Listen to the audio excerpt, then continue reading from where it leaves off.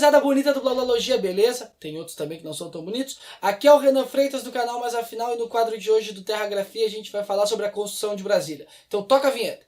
E daí tu bota uma vinheta top, assim, Brasília sendo vista de cima. Como ela tem formato de avião, ela vai fazer assim, ó.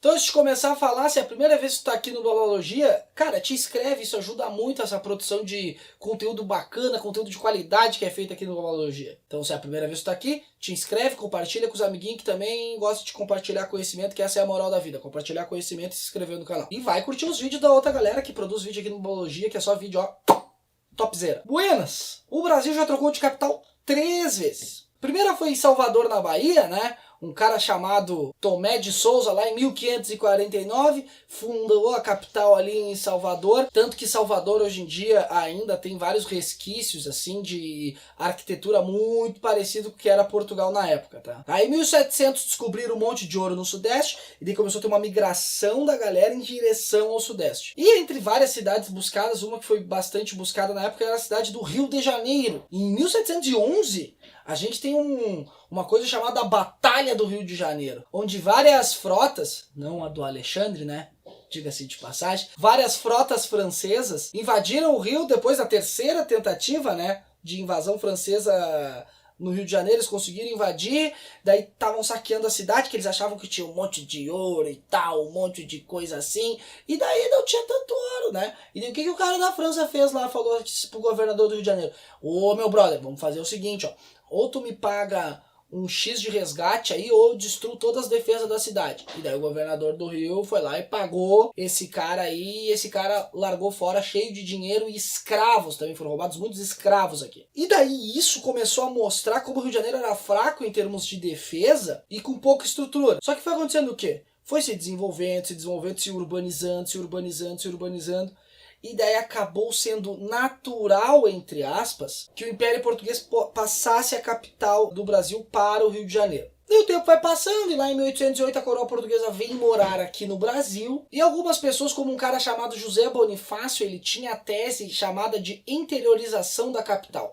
Ele acreditava que a capital do Brasil ela deveria ser no interior brasileiro. Interior no sentido de ser dentro do país, longe do litoral, até porque isso traria uma sensação mais de segurança para o país. Também teve alguns diplomatas ingleses que defendiam essa tese, né? Porque era muito importante politicamente o Rio de Janeiro para ficar no litoral pronto para ser atacado a qualquer momento. E o tempo vai passando, isso eram só divagações, até que, no período do Estado Novo, onde o contexto é de inúmeras greves, inúmeras reivindicações, as pessoas estavam lutando ali por melhores coisas, isso ameaçava a ordem pública do país e principalmente a ordem pública da capital, porque as pessoas ficavam no Rio de Janeiro reivindicando essas coisas. Então alguns políticos muito espertos da época, eles fizeram o que na Constituição de 1946? Um dos primeiros artigos de uma lei, que agora não vou me lembrar o número, vai aparecer na tela, é o seguinte, ó: a capital do Brasil deverá ser transferida para o Planalto Central. Isso em 46, então isso virou um caráter de lei. A gente vai ter que transferir a capital daqui. E análises mais geopolíticas, né, mostram que essa ideia de tirar o poder de um determinado lugar e botar num outro lugar onde não tem tanta gente,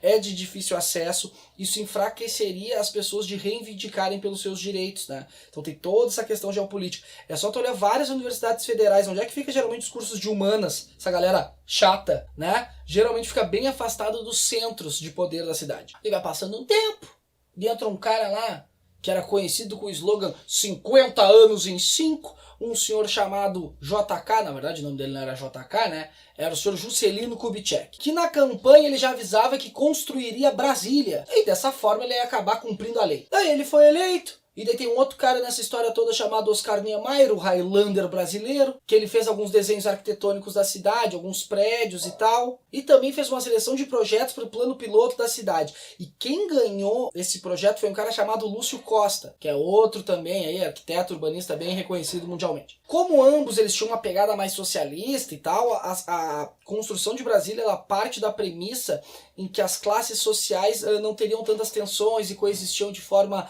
harmônica e bonita e tudo mais. A cidade seria para todos. E foram chamando várias pessoas para a construção de Brasília. Entre essas pessoas, a maior parte eram nordestinos, e todas as pessoas que foram construir Brasília eram conhecidas como candangos, que significa ruim ordinário, e hoje é uma alusão de quem mora em Brasília, ou, enfim, que nasce em Brasília. Mas peraí, tem um negócio chamado Brasília e tem um negócio chamado Distrito Federal. Qual é a diferença? Alguns países que são federações é comum a gente ter esse Distrito Federal, que seria uma área que ela controla o país. Então é uma área que não tem bairro, é uma área dividida por regiões administrativas e que controla aquela federação. Exemplo clássico é Washington DC, que é aquele DC significa District of Columbia.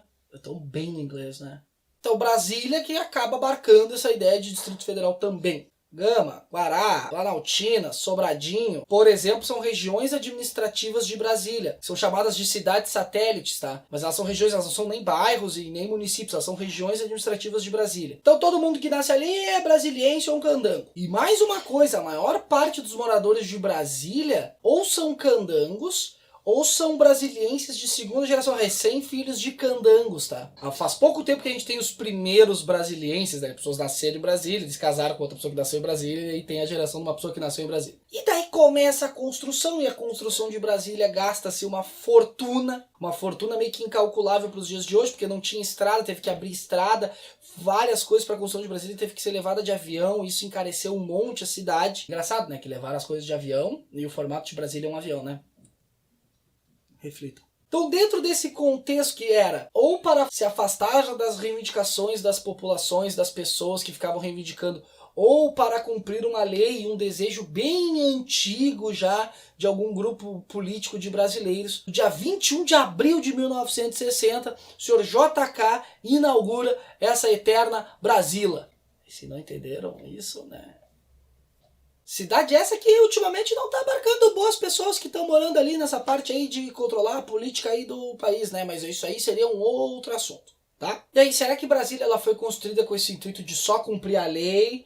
Ou ela foi construída também com essa ideia das pessoas não reivindicarem? Porque se a gente observar a arquitetura de Brasília, primeiro que é difícil acesso para qualquer tipo de reivindicação no Brasil. O Brasil é um país gigantesco demais.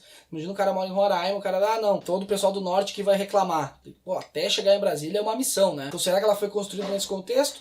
O que tu acha? Escreve aqui embaixo. Então era isso, gurizada. Não se esquece de se inscrever no canal, dar um beijo no meu cérebro e eu dar um beijo no cérebro de vocês, e que vocês se inscrevam no canal do Blabologia também, tá? Beijo no cérebro de todo mundo e tchau.